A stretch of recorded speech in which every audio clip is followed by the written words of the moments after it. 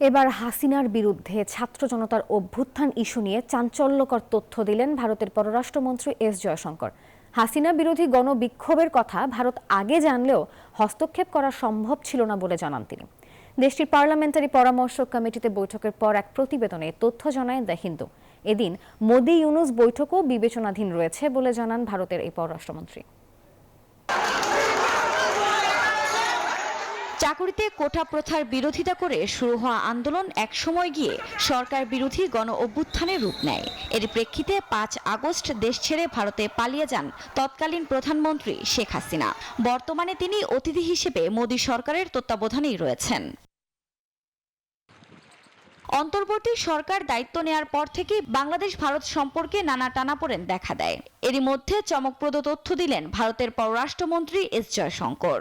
সংসদীয় কমিটির এক বৈঠকে এমপিদের প্রশ্নের মুখে তিনি জানালেন, শেখ হাসিনার বিরুদ্ধে তৈরি হওয়া জনরোষ সম্পর্কে আগে থেকেই জানতেন মোদি সরকার, কিন্তু তাদের কিছুই করার ছিল না।